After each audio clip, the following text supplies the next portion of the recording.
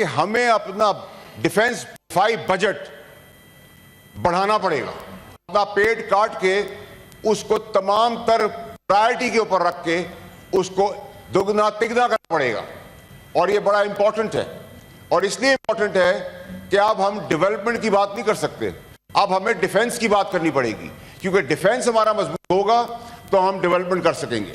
اگر ڈیولپمنٹ کر دی اور ڈیفنس کمزور رہا تو ہم کہیں کے نہیں رہیں گے.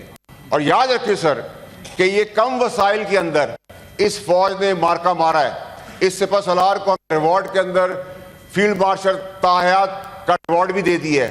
آج شام کو ان بدغلوں کے خلاف, ان دہشت گردوں کے خلاف ہم وہ سوٹی بھی نہیں دینے والے ہیں جو فیلڈ مارشل کی ہے.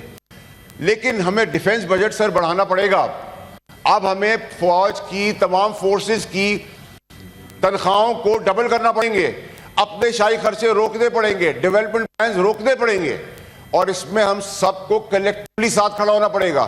اپوزیشن کے بغیر, حکومت کے بغیر, تمام الائی پارٹیز کے بغیر نہیں ہو سکتا. دل بڑا کرنا پڑے گا, کیونکہ سر جہاں ہمارے پاس زمینی دفاع ہے کہ ہم جیسے مینا کو غلیل سے مارتے ہیں, وہاں زمین پہ بھی ہم مار رہے ہیں, ہوا میں بھی مار رہے ہیں, سمندر میں بھی مار رہے ہیں. لیکن کیونکہ اب سوال یہ ہو گیا ہے کہ ہندوستان کو یہ پتہ چل گیا ہے, جو ہمیں انڈر ایسٹیمیٹ کر رہے تھے, کہ ہماری قوت, ہماری طاقت, ہماری اسٹریٹجی کتنی مضبوط ہے. وہ ہمیں کمزور ملک سمجھ کر آگے بڑھے تھے, اور ہم نے منہ توڑ جواب دیا. 1:6 کے ریشو سے مارا ہے, 1:10 کے ریشو سے مارا ہے. اب چیئرمین صاحب, یہ طاقت ہم وضع کر چکے ہیں ہندوستان کے آگے, اور ہندوستان کے پاس اپنے وسائل زیادہ ہیں, تو ہمیں ہندوستان کو کنٹرول کرنے کے لیے, اپنی اسٹریٹجی کو اور مستقل کرنے کے لیے, اور تگڑا کرنے کے لیے, اور اسٹرینتھن کرنے کے لیے, ایک تو جو ہماری اسٹریٹجی ہے اس کے اندر میں پیسہ ڈالنا پڑے گا. جو کاؤنٹر اسٹریٹجی ہے, اب یہ جنگ اسی طرح ہمیں لے کے چلے گی. کمزور ہے, گھٹیا ہے جو ہمارا دشمن ہے, اس کا راستہ تو ہے نہیں. اس کو کاؤنٹر کرنے کے لیے ہم ان کے گھسیں گے, ان ٹیررسٹ کو پکڑ کے ماریں گے, تو ان کے پیچھے ان کو بھی پکڑ کے ماریں گے. سیز فائر کا ہم ابھی تک بھرپور دفاع کر رہے ہیں, لیکن یہ ہماری کمزوری, ہماری اسٹرینتھ ہے.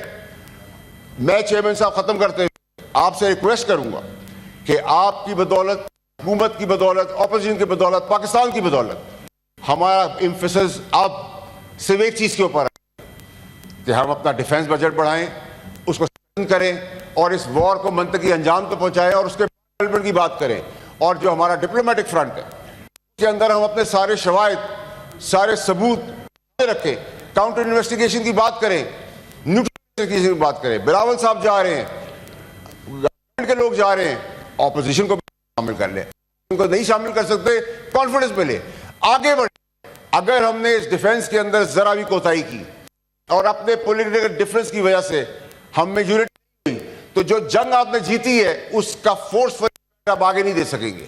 تو میری آپ سے گزارش ہوگی, میں آپ کو بڑی کلیئرٹی سے بتانا چاہتا ہوں سر, کہ ہم محفوظ ہیں, ہم سب ایک جاں ہیں, یکجاں ہیں, ہم ساتھ ہیں, یونائٹڈ ہیں, یونٹی کے ساتھ کھڑے ہیں, ایک فلیگ کے نیچے ہیں, ایک قوم ہے, ایک پاکستان ہے, اور 25 کروڑ لوگوں کی لبیک اور زبردست وطن کی حفاظت کرنے والی فوج, جن کو ہم رمضان میں ایک سپاہی کو 2000 روپے دیتے ہیں کہ وہ اس میں اپنی سحری اور رات کا کھانا کھائے, اور اگر اس کے صرف 4 ہیں یا 4 کی فیملی ہے تو 11 روپے سے ہم ان کو پیمنٹ کر رہے ہیں, اور ان سے کہہ رہے ہیں اس کے بدلے خون دو, اور وہ اس 11 روپے کے بدلے میں دبا دب خون دے رہے ہیں, اور جیت کے بھی لا کے دے رہے ہیں, پاکستان کو کھڑا بھی کر رہے ہیں, کو بھی لہرا رہے ہیں, فخر سے سر کو بھی اونچا کر رہے ہیں. تو سر پلیز اب ہماری ایمفیسس اور ساری جو ہے وہ اس پہ ہونی چاہیے کہ ہم اس بجٹ سے تنخواہیں بڑھائیں گے, کم انسینٹو پروگرامز دیں گے, اور بجٹ کو دگنا تگنا کیسے کریں گے, اور کس طرح فورسفلی, امپیکٹ فلی ہم اس وار کو آگے جا کے اپنی طاقت کا مظاہرہ کرتے